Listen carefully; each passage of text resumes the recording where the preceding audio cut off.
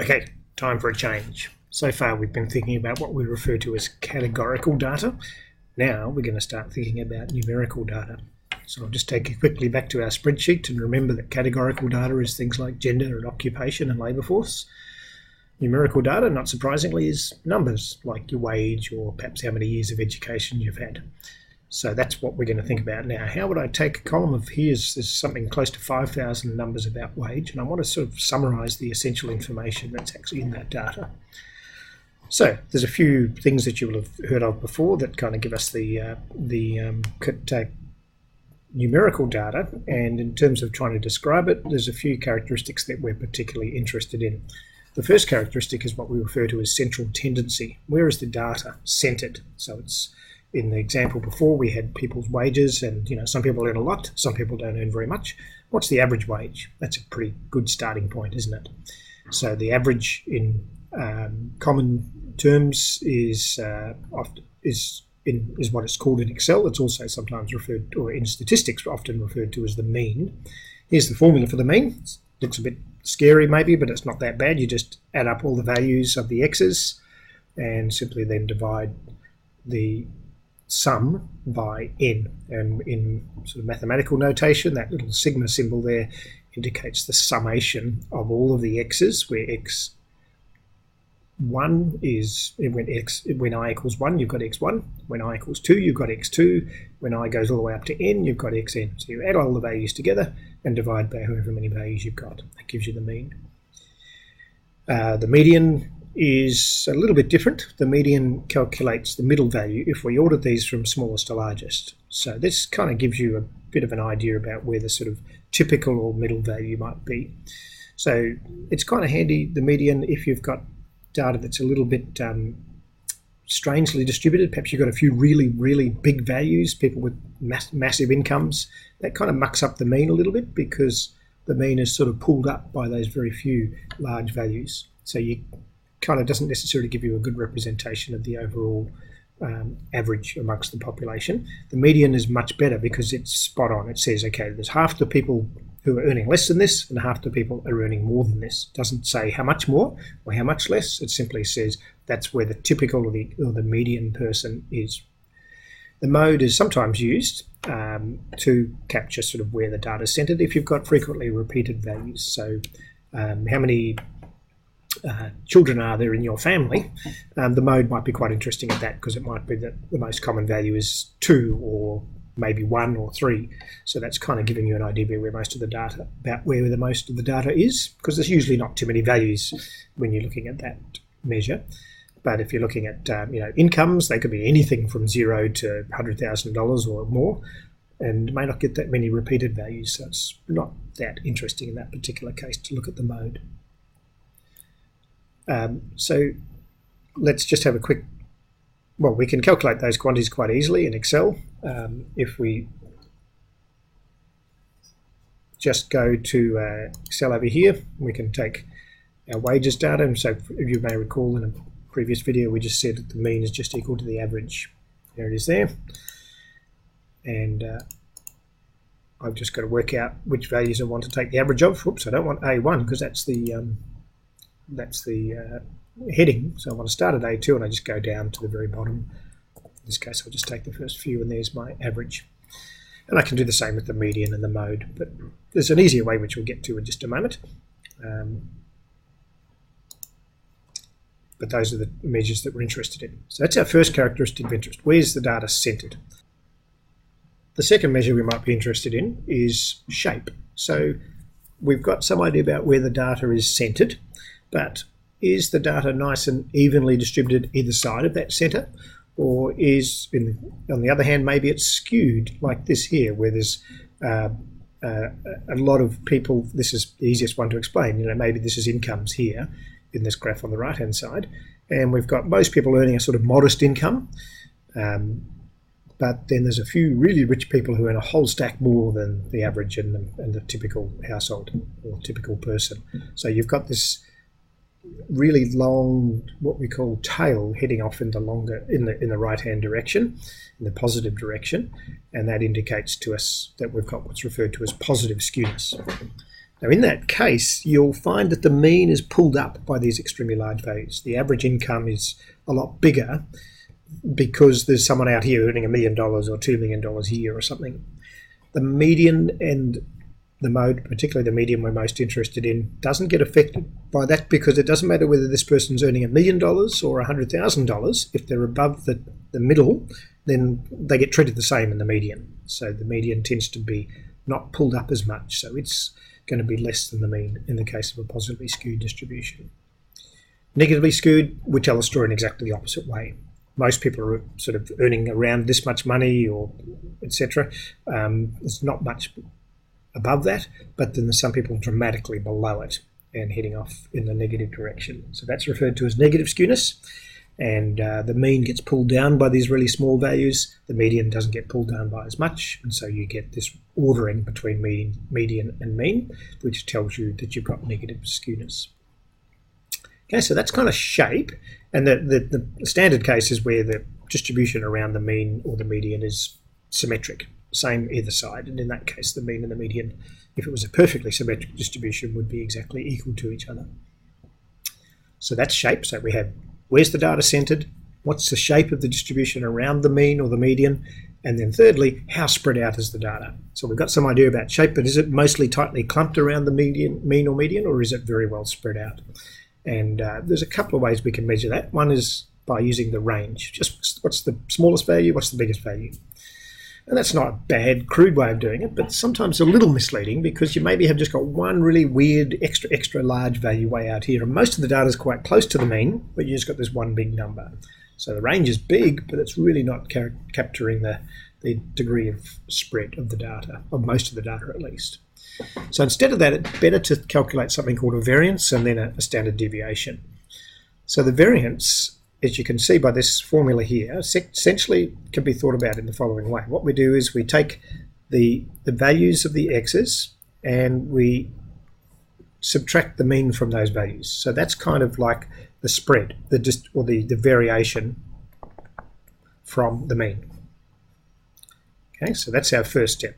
That's the variation from the mean. So if the data is all very close to the mean, then that'll be a very small number. If the data is very spread out around the mean, that would be potentially quite a large number. Now, of course, some values will be bigger than the mean, some less. So just subtracting the mean from each value will sometimes give you positive values and sometimes give you negatives. And we're not really interested in whether they're positive or negative. We just want to know how far away from the mean are they.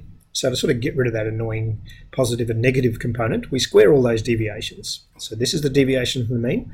We square it to give us everything now being positive, because when you square a negative number, it becomes positive. So we take the deviations from the mean, we square them to make them all positive, and then effectively we average them. So we add them up and divide by however many there are. Not quite n minus 1 instead of n, but that's a minor detail we'll talk about later. Okay, so that's what a variance is. It's an average of the squared deviations from the mean. That's the idea, and so it gives you an idea of spread or dispersion. Now, in fact, normally it's more common to report the standard deviation because the variance is a bit of a pain. It's because you've taken those deviations from the mean and you've squared them, then these become very big numbers. And so if the average is $30,000 a year and someone earns $35,000, then that's $5,000 above the mean. That's kind of, you can understand what that means. But of course, when you square that, that becomes 25 million, which kind of doesn't mean a lot in terms of the magnitude of people's incomes. So you calculate this average of the squared deviations, and then you take the square root of the answer. So that the standard deviation can kind of roughly be interpreted as the average amount that the values vary above and below the mean. So in the example I just gave there, the average amount, if the typical person was earning about $5,000 above or below the mean, then your standard deviation might be about $5,000. And that's something you can kind of interpret in an intuitive and sensible way. So the average person earns $30,000, but there's a bit of variation. The average amount by which people vary from the mean is about $5,000 above and below. Okay, so that's dispersion. Now, we might want to calculate these quantities in a spreadsheet like Excel. So to do that, it's quite straightforward. We just have to find something in one of the Excel add-ins called descriptive statistics. So I go to my data, and here it is here, and I want to calculate the average wage. So what I do is I go to the data menu, And in the data menu, there's something called data analysis. And I find descriptive statistics, and I say OK. And then I just have to tell the data the range that I want to calculate the descriptive statistics for. In this case, I want to calculate it for all of this column here. Now, clicking and dragging down is a bit of a pain because there's a 5,000 rows here, so I'm going to cheat, and I know the answer. I know that there are 5,086 rows here, so I just typed that in, but I could have just clicked and dragged. Notice I included row 1, which has the heading in it, so I just got to tick that box there to say that the first row, the first thing is actually not a number, it's the heading called wages. I'm going to send my output to a different worksheet, and I'm going to tick this box here saying that I want some summary statistics, and I'm going to say OK. Before I say OK, I was a bit worried when I did this that it might not work. The reason I was a bit worried was because you see how we've got some blank values here, and blank values might muck things up in Excel. Let's see whether it does or not. And it doesn't. Excel's smart enough to figure out that blank values shouldn't be included. But you'll notice, even though I went down to row 5,086, so with the heading I had 5,085 rows, I only got 4,600 data points. So there's a few hundred blank values there, and that's why the actual numbers that we use to calculate is less than the 5,000. Okay, so there's the statistics we've just been talking about, and a few others that you don't need to worry about. So essentially, in one fell swoop, I can calculate the mean, 33,000.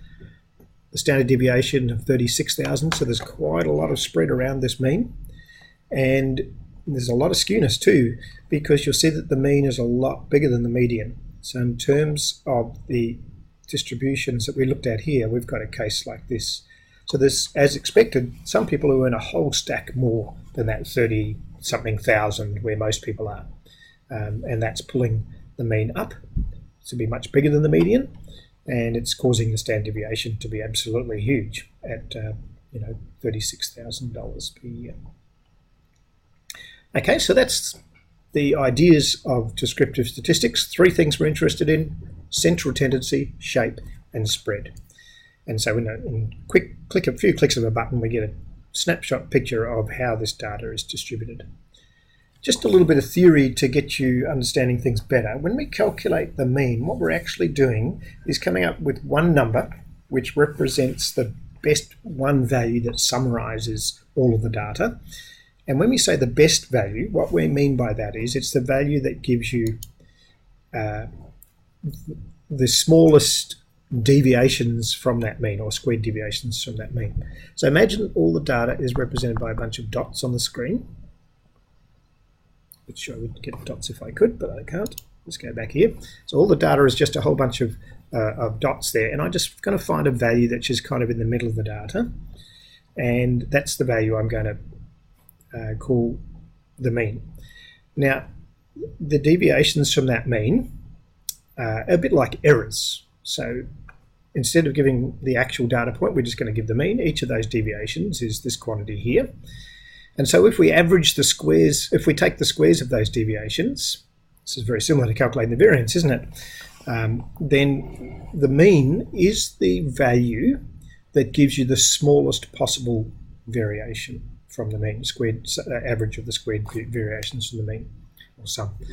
So in other words, the mean is kind of like the best representation of this set of data in one number in terms of minimizing the sum of squared errors. So we can do the mathematics. If you could remember how to differentiate, you would take this function here and you'd differentiate it with respect to this symbol TOR and set the derivative, the slope, equal to 0, solve out for TOR, and this is the answer you would get. We won't do the maths of that, but I think you'll find that in your lecture notes. But it's quite straightforward to do. I mean, just an application of the calculus that you learnt in high school. And that shows you that the value that's closest to the middle of the data is that the middle being defined as the one that minimizes the sum of squared errors is actually the mean. So that's kind of a neat motivating reason for why we use the mean in this particular case. And so that's just a little bit of a technical thing. You might have also noticed that when we calculated the standard deviation or the variance, instead of dividing by n, we divided by n minus 1. And it would make more sense to divide by n, because what we're doing is we are averaging the squared deviations from the mean. This quantity here is the deviation from the mean, and we're squaring it and then averaging it. So when you average something, you add up the values and divide by however many values there are. So why are we doing n minus 1 instead of n? Well, the reason for that is a bit complicated, but essentially it's got to do with the fact that in this particular case we are just calculating a sample variance, and we're using that sample variance to estimate a population variance, which we'll get to in greater detail later in some of the later videos, the difference between a sample and a population. But before we could calculate the sample variance, we had to calculate the sample standard deviation, x bar, and that in turn is an estimate of the population standard deviation. So we're using an estimate of something to calculate an estimate of something else, and that actually creates a little bit of a bias in itself, because the x bar will be, by definition from the previous slide, chosen in such a way to minimize this quantity here. That's exactly what it's set out to do, and that actually means it leads to a little bit of a bias in this thing as an estimate of the population variance. If we knew the true mu here, true population mean, we would not divide by n minus 1, we would divide by n. Introducing x bar brings a little bit of bias into the calculation of s squared, so to correct for that bias we divide by n minus 1 instead of n. And that's something that is detailed a bit more in the course notes. So don't worry too much about it here. That's just to give you an intuition for what that course notes is explaining to you. Okay, that's the end of this video.